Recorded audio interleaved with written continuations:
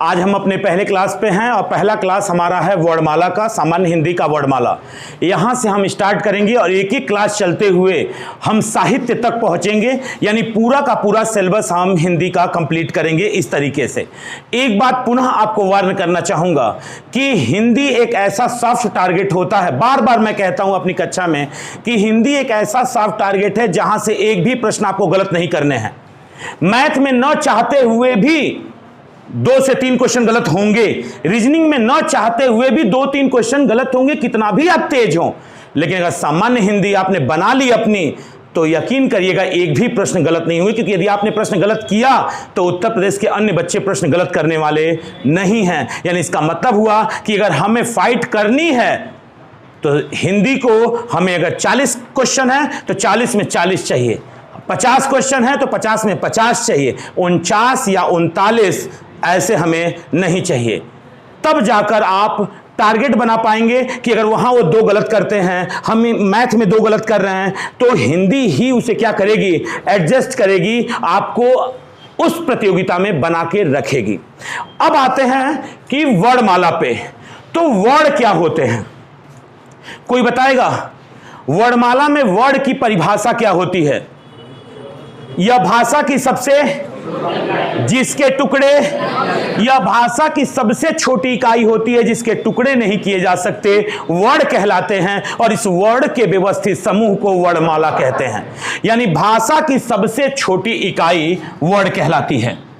भाषा की सबसे छोटी इकाई, नोट करते रहेंगे, भाषा की सबसे छोटी इकाई, भाषा की सबसे छोटी इकाई ये वर्ण कहलाती है, वर्ण कहलाती है। और वर्ण का जो व्यवस्थित समूह होता है उसी को हम वर्णमाला कहते हैं, उसी को हम वर्णमाला कहते हैं।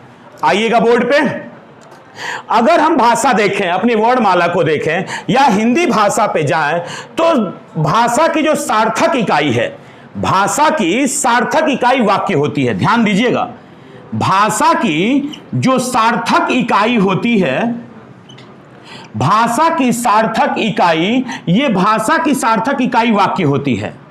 और वाक्य जो टूटते हैं वह किस में टूटते हैं? उपवाक्य में। किस में टूटते हैं? उपवाक्य में। उपवाक्य किस में टूटते हैं? पदबंध में टूटते हैं। किस में टूटते हैं? पदबंध जो होते हैं वो पद में टूटते हैं। पद यानी शब्द, पद यानी शब्द, और पद जो टूटते हैं वो अक्षर में टूटते हैं। किस में टूटते हैं? और जो अक्षर होते हैं वो वर्ण या ध्वनि में टूटते हैं, वर्ण या ध्वनि में टूटते हैं। यानी अगर हम भाषा, हिंदी भाषा को देखें, ध्यान देना, क्वेश्चन यहां से मिलेगा। अगर हम हिंदी भाषा को देखें तो भाषा की जो सार्थक इकाई होती है, अगर पूछता है तो हमारा आंसर होता है कि भाषा की सार्थक इकाई वाक्य होती है। ध्यान से सुनिएगा, पहला क्लास है, भाषा की सार्थक इकाई वाक्य होती है। जो वाक्य टूटता है वह उपवाक्य में टूटता है। किस में टूटता है? सब क्लास जिसको कहते हैं छोटे छोटे, क्लियर, बढ़िया। और उपवाक्य जो टूटता है वो पदबंध में टूटता है, और पदबंध जो टूटता है वो पद या शब्द में टूटता है। रुकेंगे अभी आप, ये पद और शब्द क्या है, क्या ये पद और शब्द क्या है, सुन लीजिएगा। पद और शब्द में बहुत ज्यादा विभेद नहीं है। अगर मैं कहूं राम, तो राम यहां पे शब्द है, राम यहां पे क्या है? लेकिन मैं कहूं राम जाता है, अब उसमें राम पद है। राम, अगर मैं कहूं राम जाता है, अब यहां पे जो राम है वो पद है, यहां पे राम शब्द नहीं है। यानी शब्द स्वतंत्र होते हैं, लेकिन जब शब्द ही वाक्य में प्रयोग हो जाए तो अब वह पद कहलाते हैं। बात समझ में आई कि नहीं आई? अगर मैं कहूं मीरा, तो ये शब्द है, और मीराबाई कृष्ण की अनन्य भक्त थी, अब यहां पे मीरा जो है वह पद है। मीरा क्या है? यानी आपने देखा कि अगर स्वतंत्र है तो वो शब्द कहलाता है, लेकिन यदि उसका वाक्य में प्रयोग हो जाए तो वही शब्द पद कहलाता है। क्या कहलाता है? और ये पद टूटते हैं किस में? अक्षर में। और अक्षर किस में टूटते हैं? अब फिर मेरी बात ध्यान से सुनेंगे आप, बहुत ध्यान से क्लास को लेंगे आप। पहला क्लास है इसलिए बार बार हम कह रहे हैं। अब मैंने कहा राम, मैंने क्या कहा? राम। अब मैंने पूछा राम में कितने अक्षर हैं, या मैंने पूछा राम में कितने वर्ण हैं। तो याद रखिएगा कि राम में 2 अक्षर हैं। राम में कितने अक्षर हैं? कंफर्म है रा, और कंफर्म है म। राम में कितने अक्षर? अक्षर समझ में आ गया? अगर हमसे पूछता है, छोड़ो उसको, अब अक्षर किस में टूट रहा है? वर्ड या? अब हमसे पूछ रहा है कि आप बताएं कि राम में कितने वर्ड हैं। याद रखिएगा, एक भी प्रश्न आपके नोट से बाहर नहीं जाने देंगे, एक बार केवल विश्वास करिए। वैसे तो मेरा राशि का नाम ही है, क्लियर? तो करना तो पड़ेगा आपको। यहां देखिएगा, अगर आपसे पूछा कि राम में कितने वर्ड हैं, वर्ड या ध्वनि है, तो र को तोड़ेंगे तो उसमें से आ बाहर आ जाएगा, और म को तोड़ेंगे तो उसमें से अ बाहर आ जाएगा। आएगा कि नहीं आएगा? अब कितने हो गए? यानी कितने अक्षर हैं, कितने वर्ड हैं? और यही आपने कहा था कि वर्ड की परिभाषा देते समय कि भाषा की सबसे छोटी इकाई होती है जिसके टुकड़े नहीं किए जा सकते। ये तो टुकड़े हो गए, लेकिन अगर मैं कहूं कि इनका टुकड़ा करिए, अब आपके बस की बात या किसी के बस की बात नहीं है, क्योंकि यहां पे स्वर और व्यंजन आ चुके हैं। इसलिए, और एक बात याद रखिएगा, मेरी बात ध्यान से सुनिएगा, यही कारण है कि हिंदी सदैव वियोगात्मक भाषा मानी जाती है, जबकि संस्कृत को हम संयोगात्मक भाषा मानते हैं। संस्कृत को क्या मानते हैं और हिंदी को क्या मानते हैं? अच्छा बताओ, मान लो दो लोग हैं, दोनों लोगों को जल्दी जल्दी शादी हुई हो, क्या हुई हो? अब मान लो एक को पासपोर्ट मिल गया, एक को भी पासपोर्ट आना बाकी है। एक चला गया विदेश, अब वहां से जब भी फोन कर रहा है तो कह रहा है कि घबराना मत, आएंगे जल्दी। क्या करेंगे? जल्दी आएंगे। आइए थे रोज सजिया का कह रहा है कि अब देखा जाइए पासपोर्ट आ जाओ दिन में, अब निकल ले। अच्छा बताओ बाबू कि कौन ऐसा है जो इंतजार कर रहा है, कौन ऐसा है जो रोज रोज मर रहा है? जेकरे पास है वो रोज रोज मर रहा है, उसको ये लग रहा है कि आज नहीं तो कल तो जाना ही है इनको। बोलो हाँ। और दूसरा बहुत संयोग में है, यानी उसका मतलब है कि अब उसको आना है, उसको यानी वो दिन गिन रहा है, और एक बाबू रोज मर रहा है। इसीलिए याद रखिएगा कि हिंदी के जो होते हैं अल्फाबेट यानी वर्णमाला, वो ऐसे लिखे जाते हैं, क ख ग घ अंगा। इनके नीचे हलंत दिया हुआ है, बोलेंगे हाँ। और जिनके नीचे हलंत वो व्यंजन होते हैं, बोलो हाँ। और हिंदी के लिखे ऐसे जाते हैं, क ख ग घ अंग। के बाबू ऐसा है जो बिछड़ने का डर सता रहा है, उसका तो बिछड़ चुका है, उसका तो पहले ही बिछड़ गया। और कौन ऐसा है जो बिछड़ने का डर जिसको सता रहा है, जिसको बिछड़ने का डर सता रहा है, कौन ऐसा है? कंफर्म है, हिंदी वाले को बिछड़ने का डर सता रहा है, जबकि संस्कृत वाले को बिछड़ने का डर नहीं सता रहा है, क्योंकि इनके कौ में अभी भी इनका अ है, अ है। इसीलिए बाबू हिंदी में वन वर्ड सब्स्टिट्यूशन, वाक्यांश के लिए एक शब्द में, वाक्यांश के लिए एक शब्द में कहते हैं आगत पतिका और प्रोषित पतिका। आगत पतिका और प्रोषित पतिका। जिसका पति परदेश चला गया हो, प्रोषित पतिका, और जिसका पति परदेश से आने वाला हो, आगत पतिका। क्लियर है? और यही कारण होती है, हमेशा याद रखिएगा कि हिंदी वियोगात्मक होती है जबकि संस्कृत संयोगात्मक होती है। बात इतनी समझ में आई कि नहीं आई? क्लियर है?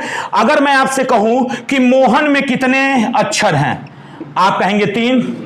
मोहन में कितने अक्षर हैं? और मैं अगर आपसे कहूं कि मोहन में कितने वर्ड हैं, तो कंफर्म है, म में से ओ बाहर, ह में से अ बाहर, और न में से अ बाहर, यानी 6 वर्ड हैं।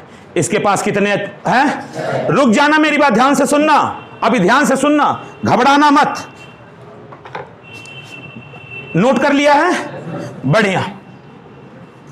अब ध्यान से सुनना मेरी बात को। 2 शब्द और दे रहे हैं, ढकना। क्या मैंने लिखा? ढकना। और मैं आपसे कह रहा हूं कि ढकना जो है उसमें कितने अक्षर हैं?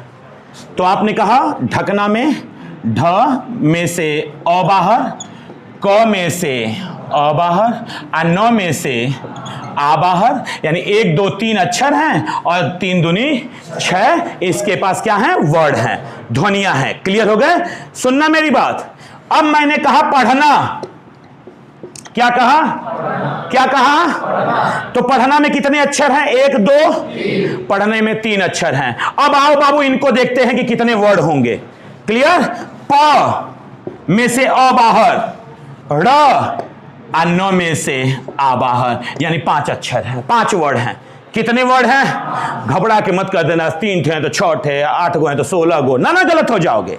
एक द्विगुण व्यंजन होता है और द्विगुण व्यंजन कभी भी अपने स्वरों को बाहर निकलने नहीं देता। द्विगुण व्यंजन पर कभी भी हलंत नहीं आता। याद रखिएगा, द्विगुण व्यंजन जिसको उच्छिप्त व्यंजन कहते हैं, जिसको ताड़नजात व्यंजन कहते हैं, क्लियर, ऐसे व्यंजन जो होते हैं वो कभी भी अपने स्वरों को बाहर नहीं निकलने देते तथा साथ ही कभी हलंत का प्रयोग उनके नीचे नहीं होता। क्यों नहीं होता? ध्यान देना।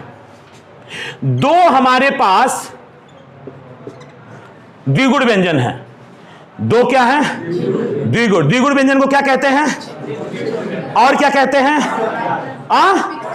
विकसित व्यंजन भी कहते हैं। वो कहता है तुहरे खानी हम अलग हो जाएं ना, तू डेवलप ना है, हम तो डेवलप है, हम तो विकसित हैं। वो पूछेगा, कोई आपसे पूछ सकता है कोई बाहर जाके कि क्या कारण है कि इसके नीचे हलंत नहीं आता? कहना एक ही वर्ड पर हम 2 बार 2 चिन्हों का प्रयोग एक ही जगह नहीं कर सकते। अगर इसको हटाओगे बाबू, इसको हटाओगे तो यहां से अ करना पड़ेगा। यहां पे कितने चिन्ह? नहीं हो सकता, अमान्य है, नहीं हो सकता। यानी इसका मतलब ढकना में तो ठीक था क्योंकि इसके नीचे बिंदी, लेकिन पढ़ना में बिंदी थी, और जब बिंदी रहेगी तो उसका स्वर उससे अलग नहीं होगा, नहीं होगा, चाहे कौन स्वर हो, पढ़ाई हो, पढ़ाई। अब हम आपसे पूछते हैं, पढ़ाई लिखते हैं, पढ़ाई, पढ़ाई को क्या कहा जाए? पढ़ाई में कितने वर्ड हैं, सॉरी कितने अक्षर हैं? 1 2 3। अब पढ़ाई में कितने वर्ड हैं? प में से आढ़ा तो बाबू निकलबे ना करे, आई तो स्वयं में स्वर है, वो कैसे टूटे? व्यंजन ना अलग होंगे, स्वर ना अलग होंगे, वो थोड़ी अलग होगा। गिनती कितनी हो गई? यानी इसका मतलब बाबू जिस ढर्रे पे हम पूछ रहे थे और जिस ढर्रे पे आप बता रहे थे, हमेशा उस ढर्रे पे चलिएगा मत। ऐसा ना हो ये समझ में आए कि 3 है तो उसका 6 होगा, 4 है तो उसका 8 होगा, 2 है तो उसका 4 होगा। ना, देख लेना कौन अलग हो सकता है और कौन अलग नहीं हो सकता है। बात समझ में आई कि नहीं आई? सबसे पूछ रहे हैं, पहला क्लास है, क्लियर हो? बढ़िया। अब आते हैं हम असली व्यंजन पे, सॉरी वर्णमाला पे। चीजों को नोट किया होगा, आशा यही है कोई भी बोर्ड से बातें ना जाए, और एक चैनल लगातार और उसको सब्सक्राइब कर लीजिएगा, टारगेट विद विश्वास रहा, ताकि वीडियो भी आपको मिलता रहे। अगर कोई क्लास छूट जाए तो वीडियो आप तक पहुंच जाए, क्लियर है? और जो टॉपिक बहुत क्रिटिकल होगा उसका वीडियो तो अनिवार्य बनेगा, क्लियर? आते हैं टॉपिक पे। अगर वर्णमाला को देखा जाए बाबू, तो वर्णमाला को 2 भागों में बांटते हैं। एक को हम कहते हैं स्वर और एक बनता है व्यंजन। एक स्वर है और एक, बढ़िया, एक स्वर है और एक व्यंजन है। स्वर में 3 स्वर होते हैं वैसे तो, उच्चारण के रूप में देखा जाए, ह्रस्व स्वर, दीर्घ स्वर और प्लुत स्वर। ह्रस्व स्वर एक मात्रा का, जितना एक मात्रा में जितना समय लगता है उसको ह्रस्व स्वर कहते हैं। एक मात्रा में जितना बोलने में समय लगता है उसे क्या कहते हैं? ह्रस्व कहते हैं। और 2 मात्रा जितना समय अगर लगे तो उसको दीर्घ स्वर, और अगर 3 मात्रा जितना समय लगे तो उसको प्लुत स्वर। और 3 मात्रा कहने का मतलब रोना, चिल्लाना, गाना, क्लियर? अब जैसे बाबू कोई दूर है, बैठा हुआ है, तो कन्फर्म में पुकारने में क्या करते हैं आप? ज्यादा लंबा खींचते हैं, रोने में लंबा खींचते हैं, गाने में लंबा खींचते हैं, तो ऐसे समय में प्लुत स्वर, उसे क्या कहते हैं? हम प्लुत स्वर कहते हैं। साधारण तरीके से स्वर कितने प्रकार के होते हैं? 2 ही प्रकार के। साधारण रूप से स्वर कितने प्रकार के? 2 प्रकार के, एक ह्रस्व और एक दीर्घ। ह्रस्व देखिएगा, अ, ई, उ और री, अ, ई, उ, री। यानी ह्रस्व स्वरों की संख्या हिंदी में कितनी है? 4 है। ह्रस्व स्वरों की संख्या हिंदी में 4 है। अगर दीर्घ स्वर पे आए, आ, बड़ी ई, बड़ा उ, ए, आए, ओ, औ, बस यानी 4 ये और 7 ये, यानी हिंदी में कुल स्वरों की संख्या कितनी है? 11। हिंदी में कुल स्वरों की संख्या कितनी है? एक बात याद रखिएगा, जब भी आपसे प्रश्न पूछता है कि हिंदी में स्वरों की संख्या कितनी है, आपका आंसर होगा हिंदी में स्वरों की संख्या कुल 11 है। 4 हमारे पास ह्रस्व स्वर हैं और 7 हमारे पास दीर्घ स्वर हैं। क्लियर? यानी कुल हमारे पास 11 और 2 बच गए, अंग और अह। रुक जाना, 2 जो बचे यहां पे ध्यान दीजिएगा, एक बचा अंग और एक बचा अह। अंग जो है इसे हम अनुस्वार कहते हैं। क्या कहते हैं? और अह को हम विसर्ग कहते हैं और इन दोनों को हम अयोगवाह व्यंजन कहते हैं। अयोगवाह व्यंजन नोट कर लीजिएगा, अंग और अह। अंग जो होता है वो नासिका से बोला जाता है और अह जो होता है अकुह विसर्जनीय नाम कंठ। अकुह विसर्जनीय नाम कंठ। अह जो है बाबू वो कंठ से बोला जाता है। अह कहां से बोला जाता है तो हम बताएंगे। उच्चारण स्थान भी पूछता है कि इन वर्णों का उच्चारण स्थान क्या होगा, तो अंग जो है वो नासिका से अनुस्वार और अह जो है वह कंठ से बोला जाता है। क्लियर हो गया इतनी बातें? किसी को कुछ पूछना है? आगे बढ़ें, हम आते हैं व्यंजन पे।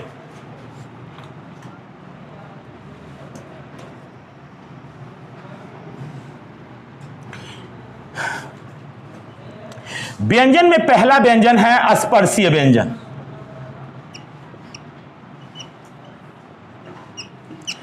स्पर्शीय व्यंजन क वर्ग से लेके प वर्ग तक।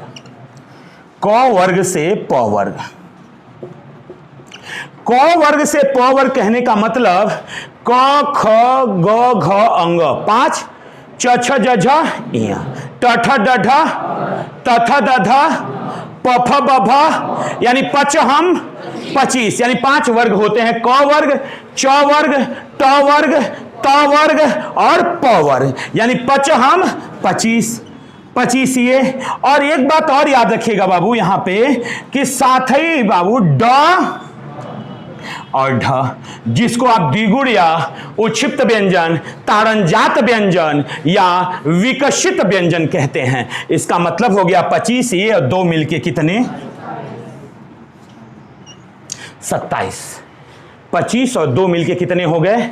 27 हो गए। इतनी बात समझ में आई कि नहीं आई? आ गई? बढ़िया। और सुनिएगा हमारी बात एक बार ध्यान से सुनिएगा, ध्यान से। जो बाबू ये द्विगुण व्यंजन हैं, ये 2, इनको हम द्विगुण, उच्छिप्त, उच्छिप्त, ताड़नजात या विकसित व्यंजन कहते हैं। जरूर लिखिएगा। अब आपसे पूछ रहा है निम्नलिखित में से कौन सा विकसित व्यंजन है, निम्नलिखित में से कौन सा ताड़नजात व्यंजन है, निम्नलिखित में से कौन सा द्विगुण व्यंजन है, निम्नलिखित में से कौन सा उच्छिप्त व्यंजन है? 2 ही आंसर हैं, ड और ध, और जिनके नीचे बिंदी लगी हुई है। पढ़ने में अंतर आ जाता है। ध्यान से हमारी तरफ, ध्यान से हमारी तरफ। अगर मैं आपसे पढ़ने के लिए कहूं कि इसको पढ़ो और मैं कहूं कि इसको पढ़ो, है तो दोनों ड ही बोलोगे। एक में बिंदी नहीं है और एक में बिंदी, कंफर्म है द्विगुण व्यंजन है। इसको कहोगे सड़क, इसको कहोगे डाली, इसको कहोगे सड़क, इसको क्या कहोगे? डाली। याद रखना संस्कृत में इनका प्रयोग नहीं है, संस्कृत में इनका प्रयोग नहीं है। अब आप हमसे पूछो संस्कृत में इसका प्रयोग क्यों नहीं है? संस्कृत में इसका प्रयोग इसलिए नहीं है क्योंकि संस्कृत में जितने भी व्यंजन आएंगे उनके नीचे हलंत होगा। उनके नीचे क्या होगा? और अभी समझाया कि इनके नीचे हलंत आप दे नहीं सकते। अतः यही कारण है क्वेश्चन पूछेगा हिंदी भाषा में प्रयुक्त व्यंजन कौन सा व्यंजन संस्कृत भाषा में उल्लिखित नहीं है। 4 विकल्प खोजना, इन्हीं को, इन्हीं दोनों को खोजना कि विकल्प में कहां छिपे हुए हैं। आपका आंसर, सही आंसर तक आप पहुंचोगे। बात गई कि नहीं? बहुत बढ़िया, बहुत बढ़िया। स्पर्शी व्यंजन हो गए। अब हम आते हैं बाबू अपने अंतस्थ व्यंजन पे।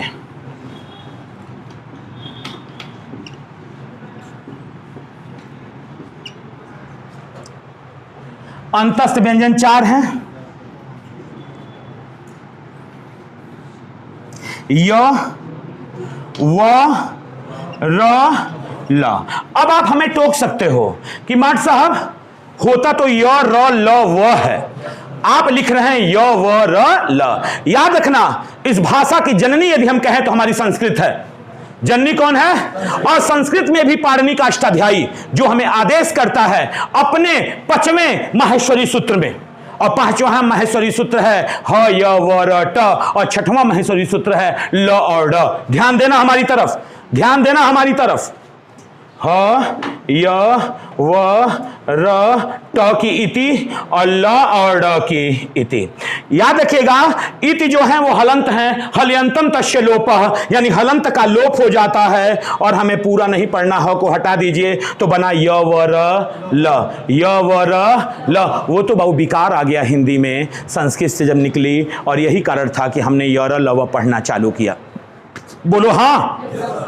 जो य और व हैं, ध्यान दीजिएगा, जो य और व हैं वो अर्ध स्वर हैं। वो क्या है? बहुत बढ़िया, य और व अर्ध स्वर हैं। र को हम प्रकंपित या लुंठित कहते हैं, प्रकंपित या लुंठित कहते हैं, और ल को हम पार्श्विक कहते हैं, ल को हम पार्श्विक कहते हैं। नोट कर लें, य, व, र, ल। य और व को हम अर्धस्वर कहते हैं, र को हम प्रकंपित या लुंठित कहते हैं, और ल को हम पार्श्विक कहते हैं। ल को क्या कहते हैं? बहुत बढ़िया, ल को हम पार्श्विक कहते हैं। इतनी बातें समझ में आ गई? सुनिएगा मेरी बात ध्यान से, अब सुनिएगा मेरी बात ध्यान से। बाबू, अगर हम आपको संधि पढ़ाएंगे, स्वर संधि कितने प्रकार की होती है? 5 प्रकार की। स्वर संधि कितने प्रकार की? एक संधि होगी यड़ संधि, एक संधि क्या होगी? यड़ संधि होगी। और याद रखना, कहा जाता है स्वर संधि में कि 2 स्वर जब मिलते हैं तो स्वर का उत्पादन होता है, लेकिन हम देखते हैं इस यड़ संधि में, सुनना मेरी बात एकदम ध्यान से, ई, उ और री के बाद यदि कोई असमान स्वर आ जाए, असमान स्वर आ जाए तो इनके स्थान पर क्रमशः य, व और र हो जाता है। अच्छा बताना बाबू, हाई स्वर हैं, हुकारी भरो, ये स्वर हैं, इन दोनों का उत्पादन कहां मिल गया? व्यंजन में। लिख तो रहे हो व्यंजन में, य, व, र को लिख रहे हो ना? तब कहता है नहीं, य, व, ऐसा ना करो, इनको अर्ध स्वर मान लो। क्या मान लो? अर्ध स्वर मान लो, क्योंकि स्वर स्वर का उत्पादन यड़ संधि में खुद को ये देते हैं। बढ़िया, आते हैं टॉपिक पे, पढ़ाएंगे संधि, घबराना मत, ये तो पहला क्लास है। उष्मीय व्यंजन,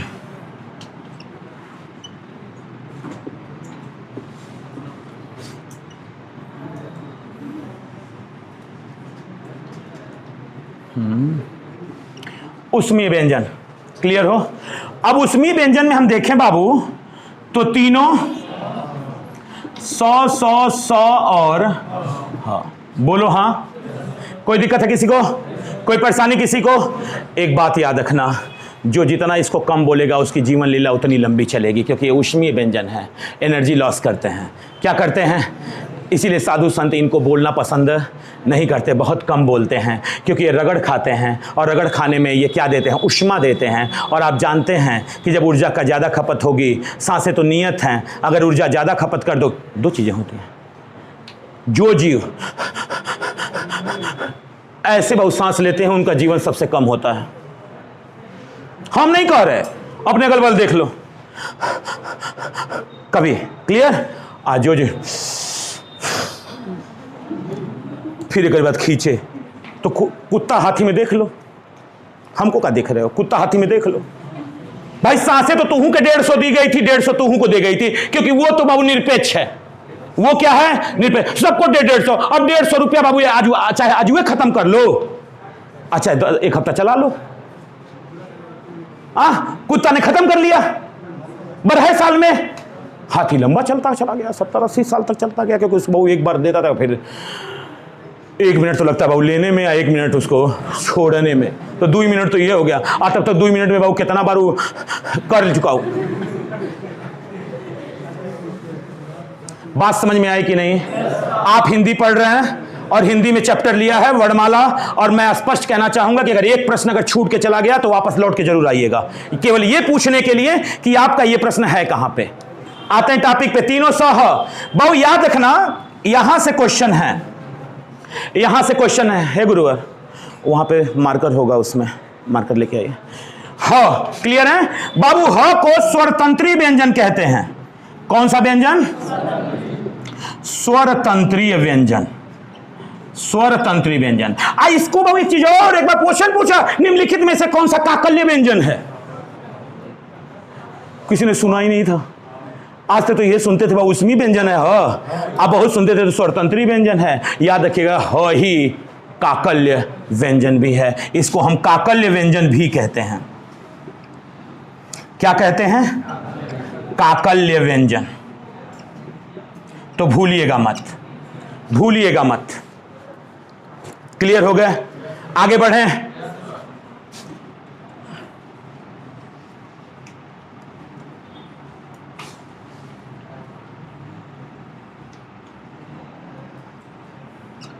संयुक्त व्यंजन, छ, त्र, अज्ञा और स्र, संयुक्त व्यंजन।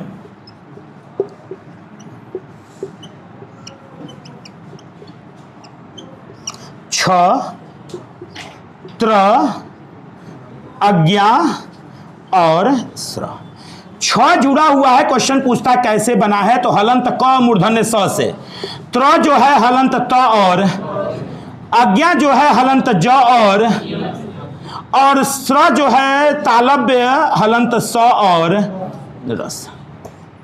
लिख लीजिएगा, संयुक्त व्यंजन है छ, त्र, अज्ञा और स्र। और क्वेश्चन पूछता है कि ये बने कहां से हैं, बने कहां से हैं? चार विकल्प। अज्ञा कहां से बना है? कहना हलंत ज और इयों से बना है। छ कहां से बना? छत्री वाला। हलंत क और मूर्धन्य स से। पटफरौआ स थोड़ी ना, अरे छोटे थे तब कहते थे पटफरौआ, अब उसको कहोगे मूर्धन्य। क्या कहोगे? हाँ, तो हलंत क और मूर्धन्य श से। त्र है हलंत त और र से। अज्ञा है हलंत ज और स्र है हलंत स और र से। हलंत स और र से। क्लियर हो या नहीं हो? क्लियर हो? सुनना मेरी बात ध्यान से बाबू, सुनना। एक बाबू लास्ट है आगत व्यंजन।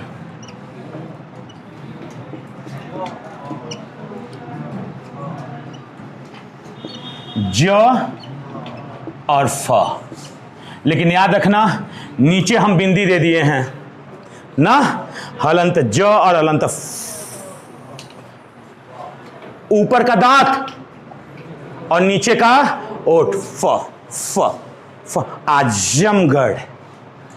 क्लियर? अगर आजमगढ़ ऐसे बताएंगे हम आपको, अगर किसी ने आजमगढ़ ऐसे लिख दिया है, आजमगढ़ गलत हो गया, जो कि नीचवा बनाना था। आजमगढ़ है, क्या है वो? आजमगढ़ है। आपके प्रोनाउंसिएशन से पता चल जाता है कि आप सही बोल रहे हैं या गलत बोल रहे हैं। हे सुनना, वकारस्य दंतस्थौ, वकारस्य दंतोष्ठौ, यानी एक और है, बढ़ाएंगे हम आपको। व कहता वह कहां से दोगे? वो कहता है, पाणिनि कहते हैं अपने अष्टाध्यायी में कि हम देंगे वकारस्य दंत ओष्ठ से। दंत और वाह वाह, ऊपर का दांत और निचला ओठ। वाह वाह, वकारस्य दंतस्थौ, वकारस्य दंतोष्ठौ। बताएंगे, घबराना मत इस चीज को लेके। अभी पहले इतना लिख डालें आप। इतनी बातें पहुंच गई आप तक। क्या सीखा? भाषा की सबसे छोटी इकाई वर्ड, वर्डों का व्यवस्थित क्रम, वर्णमाला, भाषा की सार्थक इकाई, वाक्य, वाक्य टूटता है, उपवाक्य टूटता है, पदबंध टूटता है, पद या शब्द टूटते हैं, अक्षर टूटता है, पद और शब्द में अंतर क्या है?